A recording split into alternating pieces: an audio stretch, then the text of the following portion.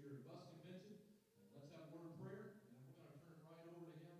Lord bless Brother Cooley as he shares. Father in heaven, we thank you for this day that you've given to us. We thank you for being with us and meeting with us already today at Bus Convention. And Lord, we believe that you have something in store for us this afternoon. Pray that you help Brother Cooley as he shares, that you would anoint him, help him to be effective today, and help him to inspire us and challenge us and motivate us to continue to do your work. We love you, Lord. In your name we pray. Amen. Well, bless Brother Cooley as you share this afternoon.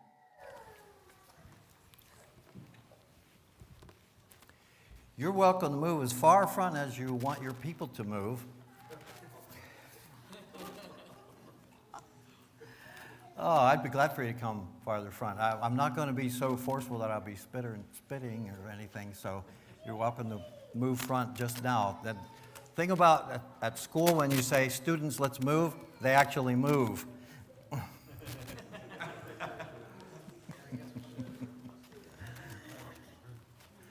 So does everyone have a handout? Brother Bunch is staying alert to whether we need to print more. There's more right there. So here we are after lunch. And I don't want you to take a nap, unless you're pretty young.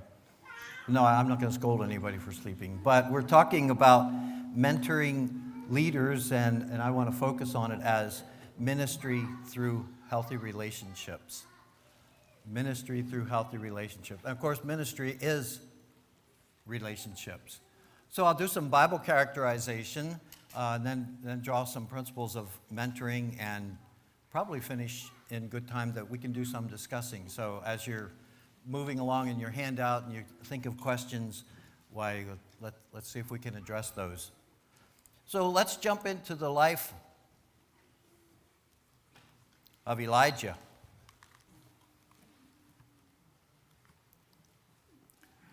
Or maybe you'd like something more traditional. But actually, I want to move back 10 years before his glorious ascent, and please join Elijah at the cave for a divine revelation.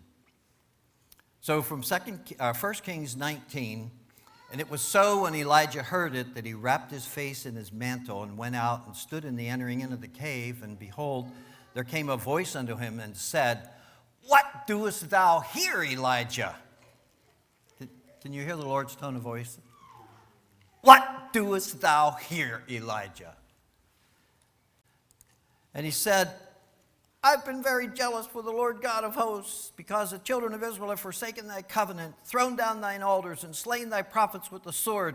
And I, even I, only am left, and they seek my life to take it away." And the Lord said unto him, "Go, return on thy way to the wilderness of Damascus, and when thou comest, anoint Hazael to be king over Syria, and Jehu the son of Nimshi shalt thou anoint to be king over Israel, and Elisha the son of Shaphat of Abel-Meholah shalt thou anoint to be prophet in thy room.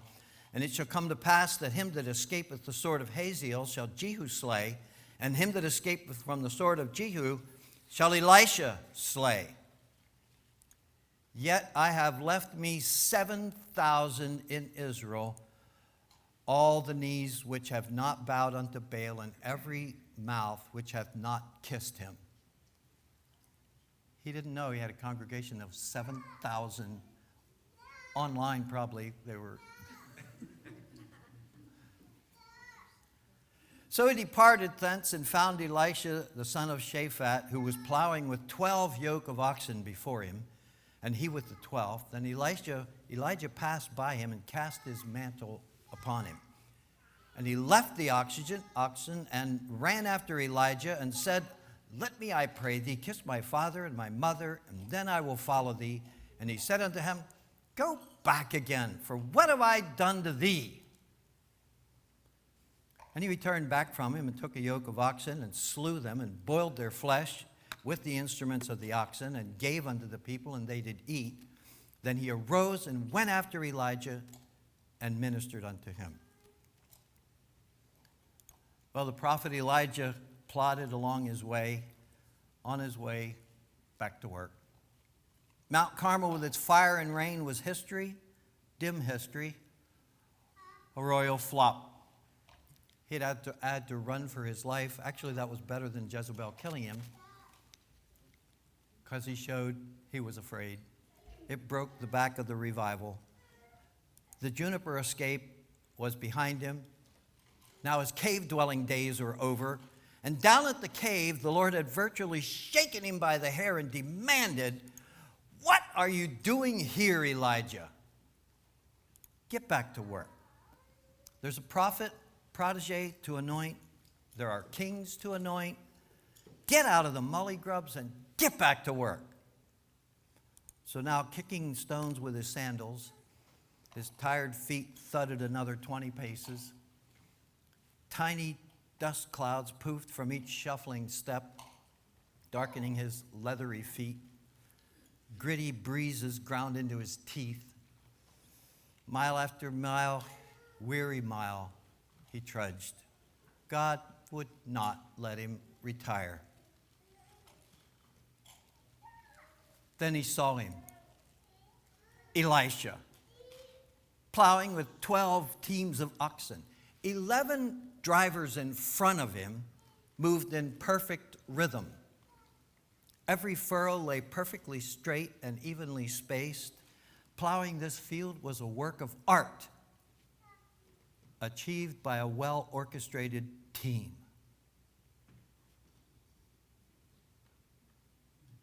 Can you get that picture? He didn't plow the field by himself. What a master. I mean, his furrows are as straight as our tractors that are driven by GPS now. Instantly, the blood rushed to Elijah's brain. His head thumped, his stomach knotted, his face flushed. "You don't mean it, Lord. I don't like him. He's too organized. He's got it all together, and I'm falling apart. He's young and successful. I'm old. He'll never want to follow around an old burnout prophet like me. He's a leader, not a follower." But the divine whisper insisted, "He's the man. Go, call him to follow you. I want you to mold him, anoint him, and present him both to God and to man as the next national prophet. You need him. He needs you. Now go." Reluctantly, Elijah stalked over and wadded up his mantle and threw it at Elisha. The rough camel's hair unfolded in midair, floated onto the young man.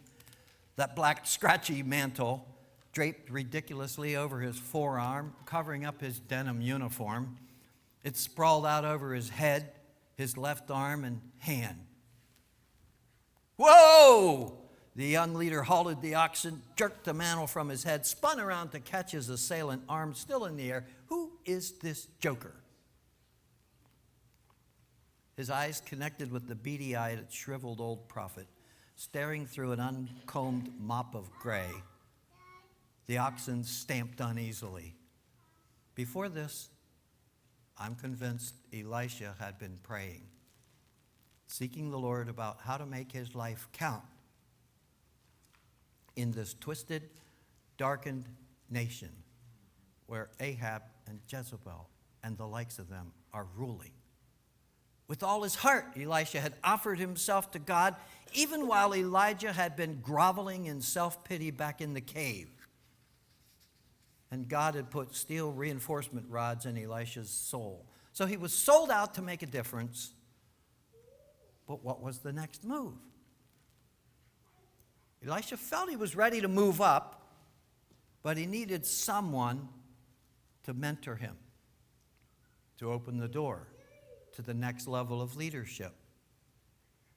So Elisha's soul internalized the scene. Was this God's door? The bizarre Elijah was inviting him to be his understudy. This penniless prophet, this propertyless preacher, this followerless philosopher, well, there didn't seem to be any visible followers. But this was the man of God, the only one who had ever stood up to King Ahab and lived, the only one who had ever touched Jezebel's toy prophets and escaped. And he was inviting Elisha to join him in ministry. I believe silently the Spirit witnessed to Elisha, this is your next move. Follow this man. I know I'm dramatizing it. Maybe it didn't happen exactly that way, but I think something happened deep inside of Elisha, because this is a radical change. Elisha's quick eyes, again, scanned the wiry preacher. Not much to look at. Eccentric, a loner, shaggy, threadbare tunic, a wanted man. He'd seen his picture in the post office for years. Elisha twisted a scratchy mantle around his arm, abandoned the oxen, and ran toward Elijah. He kneeled and cried, "Let me say goodbye to my family, then I'll follow you." Although the paradoxical prophet Elijah did not seem to appreciate the offer. Remember, he said, "What have I done to you? Go back. I don't want you." But Elisha knew what he had to do. He butchered the oxen, threw a giant going-away party, and left home that day. He'd have had a harder time burning the tractor. Could be done. His dad lost the tractor that day.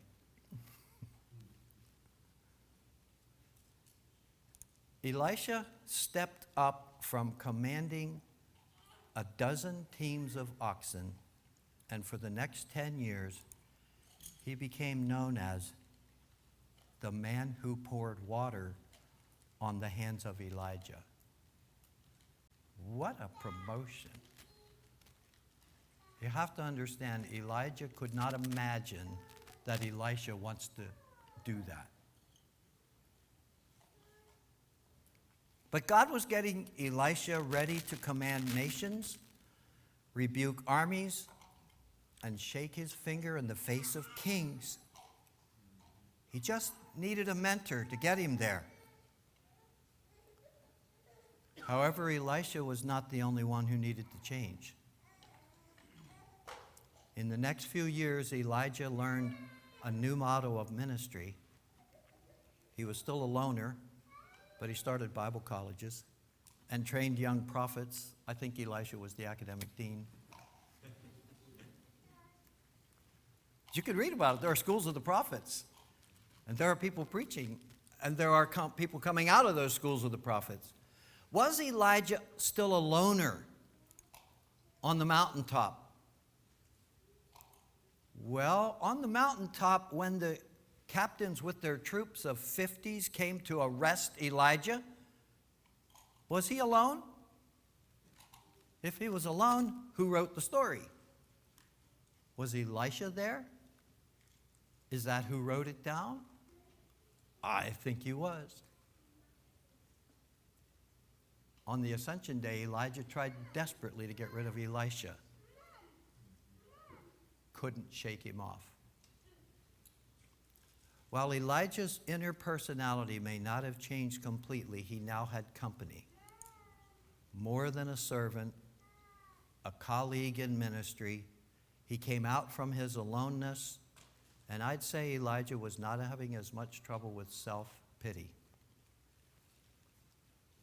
Now, Elijah is an amazing prophet, and to this day, conservative Jews set a chair and a place setting at their feast, an empty chair for Elijah, because he's coming back before the Messiah.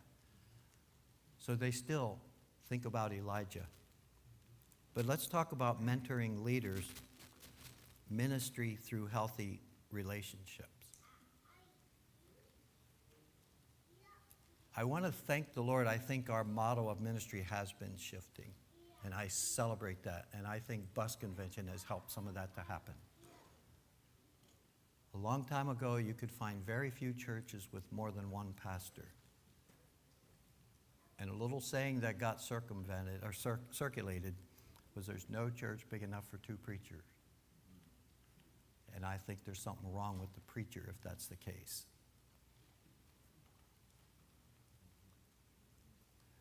What's your model of ministry? Solo, rough, tough, a loner, on his horse, on top of a mountain? Smells more like the Marlboro Man than the New Testament. I almost want to say, how many of you are old enough to know? Not that we bought the products, but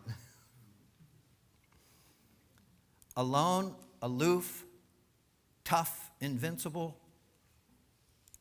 cracks more like the Lone Ranger shooting his enemies than Jesus Christ developing his disciples. But even the Lone Ranger was not alone. I never watched it.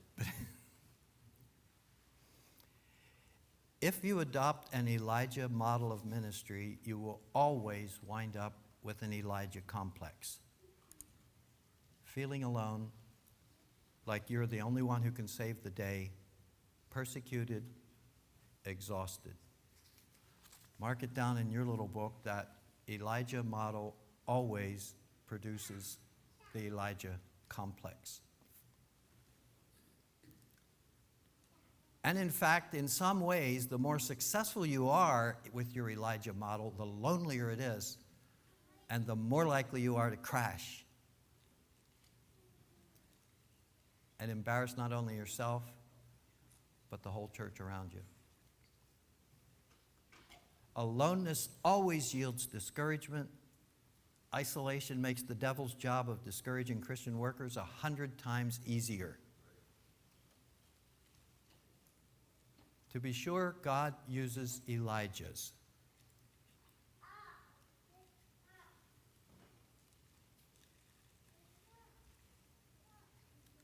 I wrote myself a note a long, long time ago. Our Elijahs and our John the Baptists are always so extreme and so inconvenient, we want to kill them. They're a pain. But don't ignore them. Don't kill them.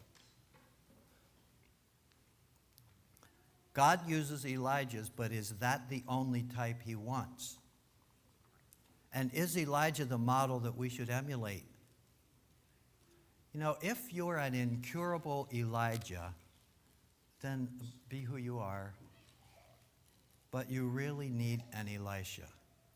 You really do. So I suggest you try the Elisha model, or better yet, the Jesus model.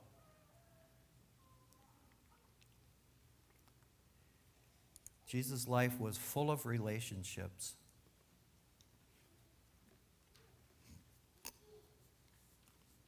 I think if we had followed Jesus in his ministry, we would have thought he was with people far too much to be really, really spiritual.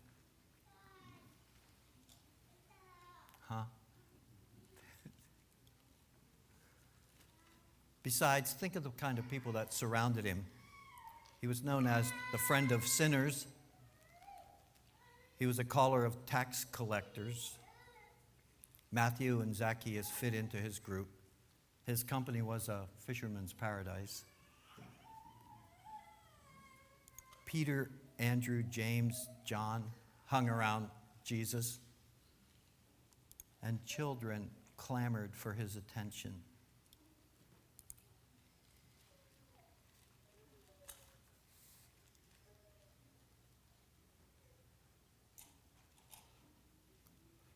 Not only did Jesus muster 12 disciples, but he also sent out 70 disciples on a short-term missions assignment. That scares us in Bible school to pieces. Like, why would you send people out with that little training? You have any idea how much harm they can do? Have any idea how much harm others can do to them? Well, at Penview, we do try to have people preaching just as early as they know they're called to preach and as we can get them into preaching. And that's not a part of for credit, it's just part of developing them. Jesus sent them out on a missions assignment. Then he debriefed them when they returned celebrating the wrong things. They got at least a C- on that one. Jesus attracted a group of women who followed and ministered to him and the travelers. I wonder when Jesus came to town, how many people also came with him? And I have a whole bunch of questions about how the village perceived that troop of people. There are men and women, and they're not married to each other, and they're all traveling in this same bunch. And eventually there's a thief, Judas. And Simon the Zealot was a pistol-carrying preacher, always ready to jump to overthrow the government. So he was ready to do anything. There are 2 swords at the Last Supper. We know Peter had one. I'm sure Simon the Zealot had the other. And they weren't Act 235 certified.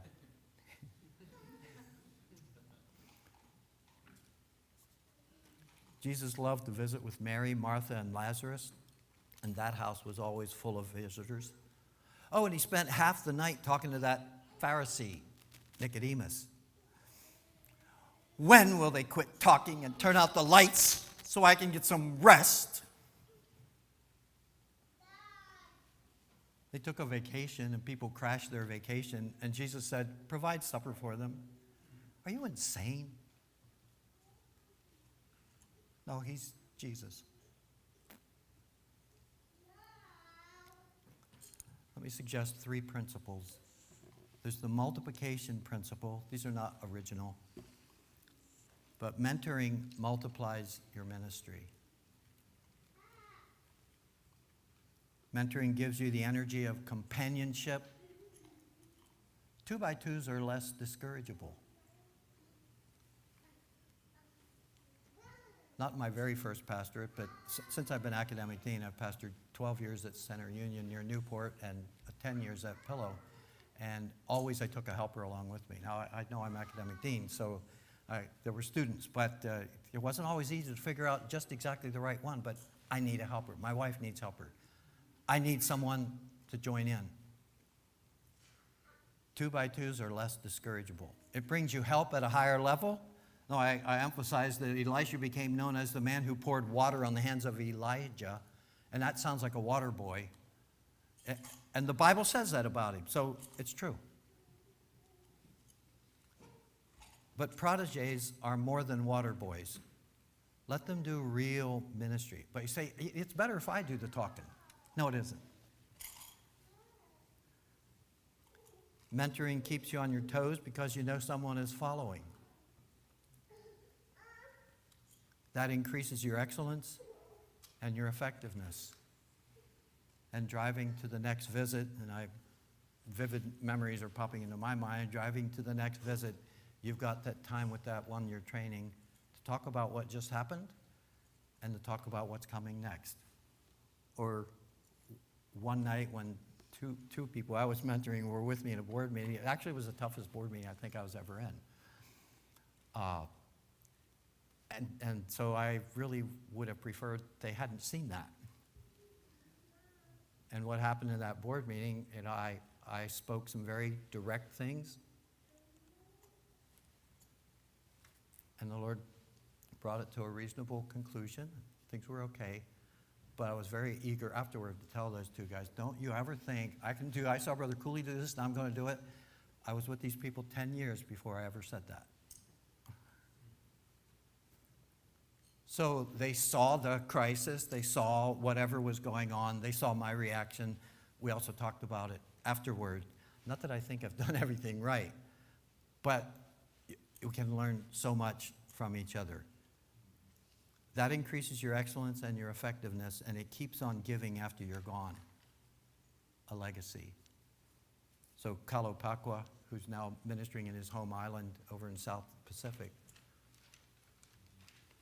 he was along with me on a lot of visits on Sunday afternoon. In fact, he almost played a man with his guitar. He almost played a man into heaven because he sang Beulah Land, I'm Longing for You, and that Brother Webster had heard him sing that song before, and we were in a separate room at the home where Brother Webster was, and We were singing, and Kyle was playing his guitar, and after a while, Brother Webster said, "But sing Beulah Land." Kyle sang it 3 times that afternoon, and next Tuesday, Brother Webster went to heaven. So. But it was neat to talk with him to say, now this is how we do it in America, but that doesn't mean it'll work in your island, because you have to translate this to what things are like back home. Elisha doggedly stayed right beside Elijah until the moment Elijah left the planet. And he shouted out, my father, the chariot of Israel and the horsemen thereof," so that Elijah would know he saw him, and Elijah dropped his mantle. If you want to read more on that story, when he's dying, the next king said those same words, but he had none of the vision and the desire that Elisha had when Elisha said them. He flunked the test. But Elisha stayed on to double the ministry of his mentor, and actually he more than doubled it. So the second principle is the Withness Principle, and I'm indebted to David Cornfield. That really is his name. I read it a long, long time ago. You see the notation there. It's a journal article from 1982, and it was still in the 80s when I read it. Unless for some specific reason you need to be alone, you should always have someone with you who's learning to do what you're doing. But it takes a while to reorient yourself that way. And honestly, there are certain things as a pastor, I'd rather face without having somebody else to add to the complications of the dynamic. But unless there's a reason you need to be alone, there should just always be somebody with you who's learning to do that. Sometimes we zoom in on Jesus' alone times, but have you ever calculated his people time? Jesus often had people with him even when he prayed. Can I have my private devotions? Oh, we're so private. We think we have to have this quiet place where nobody else can hear us, where even if some people, we want to be able to shout their prayers and not have to worry about waking anybody else up. Jesus didn't have all that. But that's why his disciples said to him, "Lord, teach us to pray. We know that John taught his disciples. Lord, we watched you pray. There's something special going on there. Would you help me to have that?" No, that's not about showing off your prayer life, but it's about having prodigies with you so much that the stuff just communicates. We say some things are better caught than taught, but it takes a lot of time for people to catch those things. Those disciples had been watching Jesus pray, and he didn't mind. Even in the Garden of Gethsemane, when he went a little farther and prayed on a rock, somebody wrote down what he said. They were listening. How could they do that? How could they not do that? The third principle, also from Cornfield, is the impact principle. The impact you have on another person is directly proportionate to the quantity of time you spend with him or her times the quality of time. Now, especially back during the years that they called the daycare wars, there was this whole thing about you don't have to have all this lot of time with your kids. Just as long as you have quality time, don't worry about the quantity.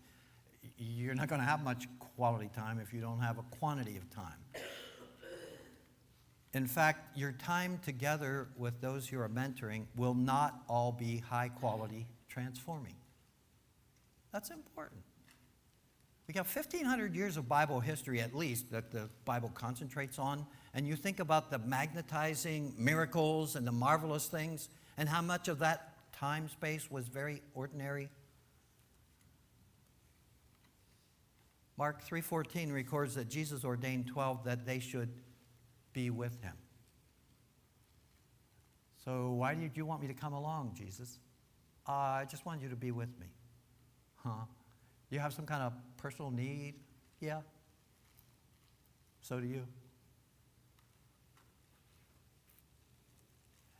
You have to be together, and then the transformational moments will happen in the flow of very mundane events and conversations. In fact, the very ordinariness is part of learning that.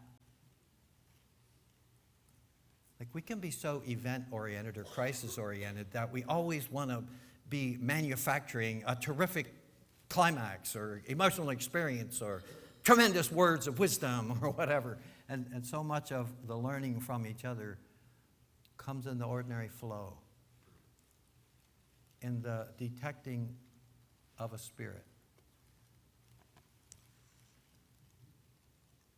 Paul Miller has been a mentor of mine, and though we don't have the same relationship now, but increasingly as he ages, I just want to tell him again and again, you've really been a blessing to me. He's in those years when it can feel like I'm useless, like what can I do? But I want him to know that's been a blessing. I'm not a carbon copy of Paul Miller. He never tried to do that to me. But there was lots of ordinary stuff, and I saw the way he related to young people.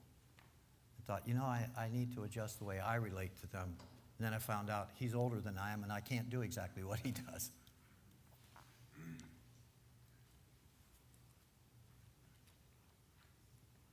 Mentoring takes time. People take time. So you're not going to be able to schedule, okay, at 3 o'clock this afternoon, this is what's going to happen. It's the same way with your kids. You have to be devoted to their growth. And so impact equals quantity times the quality. And you can plan some things to make sure that quality time happens.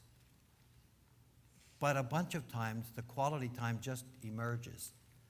And then once in a while, you'll find out you said something that you didn't even think was special. But to that other person, they'll never forget it. The Bible teaches a relationship model of ministry. In fact, in the book of Acts, there are no solo ministries. This takes a lot of work to reorient. I found out as a young pastor, I was reading the New Testament through the lens of what my church structure already expected to find there. And it was distressing when it didn't always match my little model. Like, I wonder why they did it that way. Don't they know? Oh, wait a minute, that's the standard, not me. With the possible exception of Barnabas being sent to Antioch, and it is an exception, he immediately gathered 4 others around him so that the church at Antioch was led by 5 teaching elders. And Acts presents Philip alone for only a short trip to meet the Ethiopian. Otherwise, you have Peter and the apostles, Peter and others who went to Cornelius' house. He didn't go alone.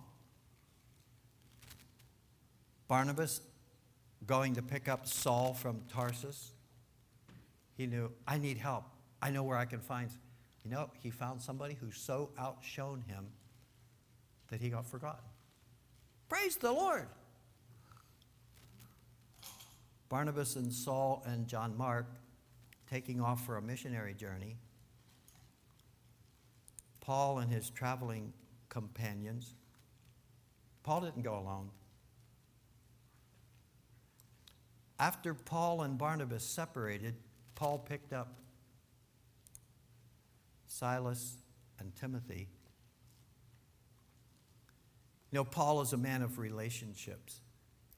He mentions by name 99 co-workers, ministers, deacons, friends, and acquaintances. I listened to a prof years ago try to reorient the way I thought about Thessalonians, and first I wanted to know, does he realize Thessalonians is about the second coming? But as I listened to him and then talked with him afterwards, I realized what he was convincing me of, and he convinced me. Thessalonians is loaded with relationships. Loaded. And he graphed the different words in the different parts of the scripture and then just showed us all the moves of how things are going between people and how Paul is shifting from person to person and focusing on people. And then I got from him, Jack Lehman, the 99 co-workers, a full list of them. Co-workers, ministers, deacons, friends, and acquaintances. Paul was an amazing people person, I used to think of him as a high logician, a terrific theologian, and probably was a little weak on the people side. Wrong. We need to remodel our American ministry, Marlboro Man. Of all people, Wesleyans ought to know the value of team ministry and accountability. And God is helping us to change our way of ministering to include helpers who share the load and learn to carry responsibilities.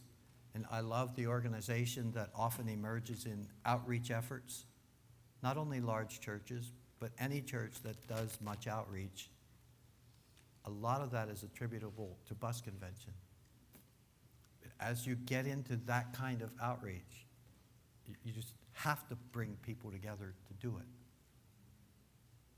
And I've been amazed for a really long time, and I don't know what your numbers here at Lebanon are now, but even years ago, 10,000 contacts a year made by the people of this church.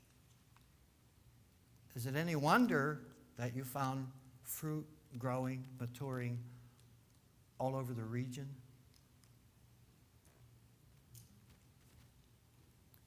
You know, we change people, or I should say facilitate change. We help facilitate change by relationships. We don't change people by shouting at them, not even shouting loudly.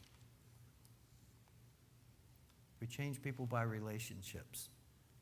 It's not just what you say, but that you listen, that you care, that you feed back, and that you occasionally give words of instruction.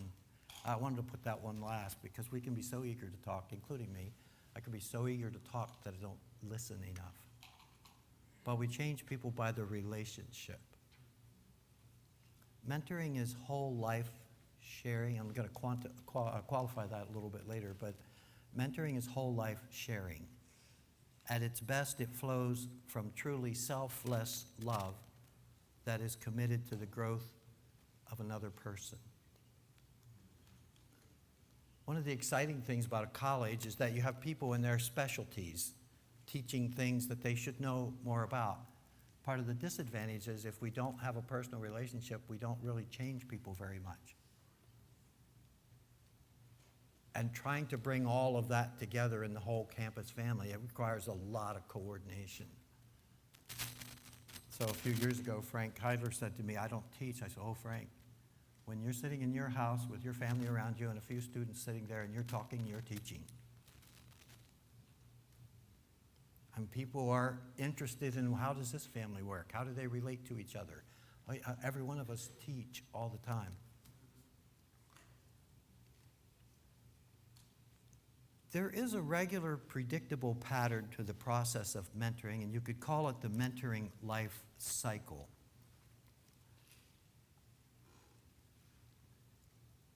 I've adapted the stages I'm going to share with you from a variety of sources, sort of filtered through my own experiences. So I'm not trying to claim originality, but I'm also not trying to blame anybody else for my words. There's a process of initiating, and that's kind of a loose way of putting it together. But I mean, you may already know the person, you may have known the person for a long time, but there comes this time when that relationship begins to come together. Either you ask her or he asks you or something like that, and you start to see this relationship come together on a new level. You move into the relationship, you move the relationship into a closer working situation. And then there's adjusting, fine-tuning, readjusting. In fact, for quite a while, I was using the word disillusion. And actually, I used it one day in a conversation with a group, and as soon as I used it, a person was sitting there who I had mentored. And as soon as I used it, that person hardly agreed with me about the disillusion part. But the more I thought about it, I thought, I don't remember any disillusion with that person. So we did talk later, not just to be defensive, but I've thought a bunch about it since then. I don't know. Maybe it's a long time ago now, so maybe I just forgot about it. But I don't recall any disillusion. But I will have to say, very, very often, as you get into the relationship, you see each other's fault, and you start saying, "Oh, why did I get into this? Oh man, I don't think I can help this person, you know. If I got, like, that person's too bullheaded. I just like, no. No, why did I do this? You know, I learn to expect it. It's okay. You're getting close to each other. So the mentors who have been a tremendous blessing to me, I'm not blind to their faults. I remember seeing one thing from one person who's been such a blessing, and I remember just being so nauseated, like, how could he do that to me? He said that to somebody else about me. And like, no, put it away. Let it go. Don't let it fester. Okay, he thought he needed to say that.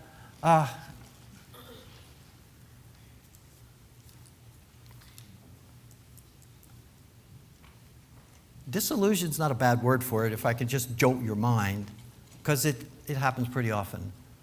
But that doesn't mean that's the end of the relationship, so don't be surprised. I've watched other people work with somebody and get into that spot like, this is not going to work. Oh, and sometimes I'm the supervisor responsible to keep making it work. So, okay, what do I need to do? Where do I need to come between?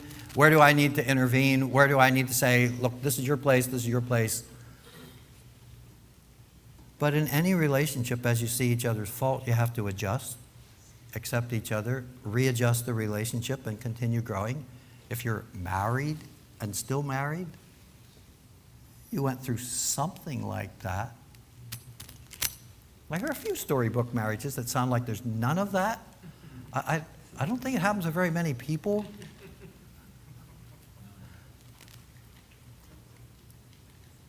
Disillusion can also be the indicator that the relationship will not be permanent. You know, what did you expect? You're not marrying that protege.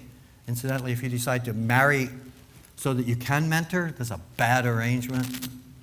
Doesn't work very well. Although Linda Phillips Jones is an author that I've drawn from, and the term disillusion, I looked it up this week. That's probably where the term got stuck into my mind. And in her introduction to her book on proteges, mentors and proteges, she says that her husband is her best mentor. So, but she also warns, like, marriage is not a good setting for mentoring. There's too much else that needs to be going on. So the disillusion, the adjustment, that's not bad, that's healthy. Neither of you are blind. You're certainly not blind. Guess what? The other person isn't either. You can continue to grow. Then there's growing and serving, and I'd like to say this is hopefully the longer stretch of the relationship.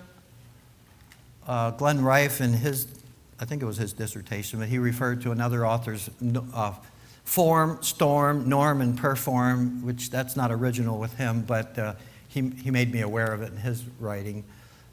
Every time you go into a leadership, you're forming a whole new setting, and then there's always a storm to test if you're able to keep piloting this ship. And you ride out the storm, and you come to a new norm, and things reformulate, and you have the opportunity to go to a perform level far above what you had before. The interesting thing is you don't just go through that cycle one time. So don't get surprised about it. Like, expect it. You don't have to make it happen. You don't have to go pick a fight.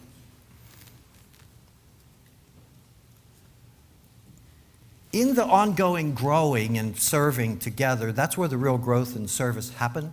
Don't flatline. Serve together. Let the protege watch, but early as possible move the other person into direct ministry, always delegating increased responsibility. And I picked this graphic from Patrick O'Connell on the Aspen Group's website, but you can find the same idea many places. These steps occur throughout the whole relationship, not just within this stage. I think I first remember reading this years ago in John Maxwell's. I've never been able to figure out where it was in his book, but anyway, I think that's where I first came across it. The I do, you watch, we talk. I do, you help, we talk. I do, I help. You do, I help, we talk. You do, I watch, we talk. You do, and someone else watches. And that's where it starts the next generation. We have an old saying that practice makes perfect, and it's really, really wrong. It's really bad advice. Practice makes permanent. So if you're practicing the basketball the wrong way, the longer you practice, the wronger it'll be. Evaluated practice, especially by someone who knows what you should be doing, evaluated practice, that's why the we talk is so important. But think about where you and your protege are in the transitional steps and then choose how to move ahead, because being aware of that shifting of the balance will help you see where to go in the relationship. Some mentoring relationships are for a short time. Some are for a special purpose, maybe a limited area of growth. Some may stretch out longer, but transition into a new dynamic, more like a peer, not the kind you fish on. Some relationships will even mean the protege eventually becomes the leader, and the former mentor supports a leader who was once his follower. Now, I was very fascinated to see Solomon Schaefer go to pastor with his grandfather, knowing that eventually he would transition into being the pastor and his grandfather would become minister of visitation. And it was okay, and Grandpa seemed very happy about it. Learn to rejoice that your protege will outshine you. You've probably heard of the son who told his father, "Dad, if I can be just half the man you are, I'll consider myself successful." And you know that his dad replied, "Son, if you're not twice the man I have been, I will consider myself a failure." So when you're mentoring somebody, it looks like they're going to outshine you. Hallelujah! You want them to be limited to just what you are? Develop your proteges with the zeal to see them go farther, climb higher, accomplish much more than you dreamed of doing, and when one moves out, seek for another one. In fact, you might have the joy of mentoring several at the same time in differing relationships. And there's really a whole assortment of different kinds of mentorships. And peer mentorships is an interesting one that some people might not think of. And it doesn't always have to be that the older mentors the younger. Some of them you may seek out. There's one student I prayed about, "Lord, bring that person to ask me." I was praying about it. I can take you to the circle at Penview where I was standing when it just dawned on me, like, that's a dumb thing to pray. You go ask him. I did. We worked together. That's marvelous. It's wonderful. I didn't hold out on my idea that he should come asking me. After you've thought about it, prayed about it, let the person know. You can say, "I'd like to be one of your mentors." Don't say, "I'd like to be your mentor." That comes off as too possessive. Many of us are tempted to ask, "What do I have to offer?" You know, and I've been a bivocational pastor the last 2 pastorates I've done, and I didn't want to do an internship because it's like I cannot do what I want a pastor to do as an academic dean. I can't do that. I just can't do that. But eventually I was evaluating other internships, and I'm thinking, I think I can do that. So I did some internships, and they were a blessing. You do have something to offer. Your personal attention, your sincere care, your experience, your friendship, and keep running for Jesus for help in encouraging others. That is mentoring.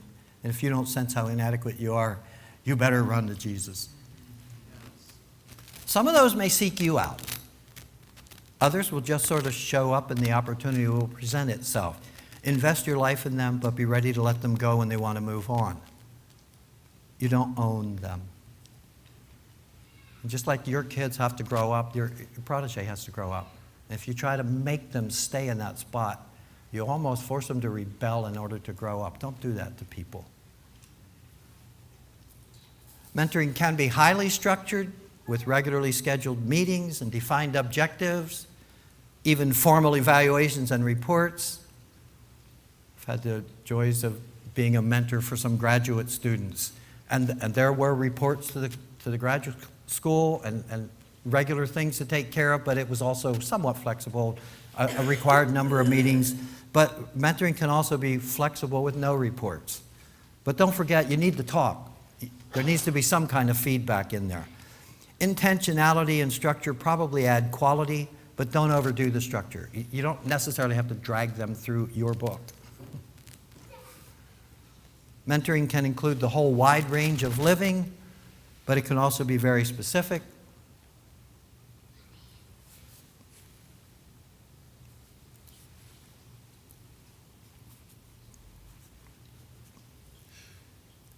Can be very defined within a selective area of growth. So remember, like Elijah, you need people around you. Ministry is people. You need relationships. Protégés, you are mentoring at different levels. And the church needs ministry teams. This is the way the world will know that we belong to Jesus, that we love one another, that we work together. But don't fly alone. There are dangers into which no eagle should fly alone. I'm indebted to Swindoll for that. You need people who are learning to do what you do. You need people who will hold you accountable, and those are not the same, and you need other more intense accountability, but some accountability comes naturally with mentoring.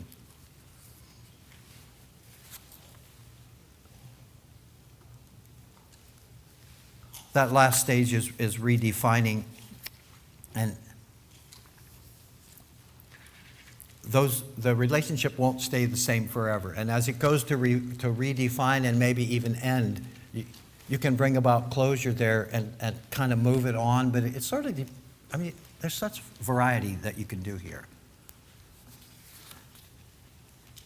Too many evangelical heroes have arced through the sky like meteorites, streaking alone in stellar glory, discourageable disciples, eventually hollow hypocrites, earthbound tragedies, waiting for a chance to smash into the dirt.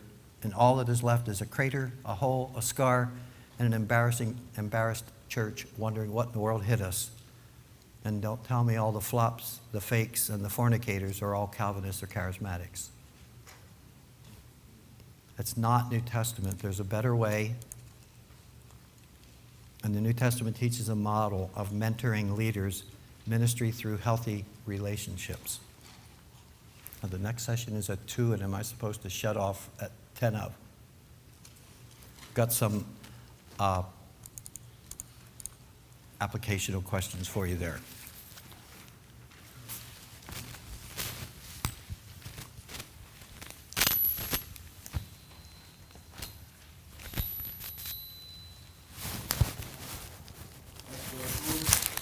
A lot of that Brother Cooley shared with us today, and we can take it with us and to think over it and hopefully apply it to our life and to our ministry. Thank you so much, Brother Cooley, for sharing with us this afternoon. Next session starts in about 10 minutes, and I believe Tim Wolford will be here. Creative ways to reach your community. So that's the next session, I believe, that is in here. All right, Lord bless you. You're dismissed.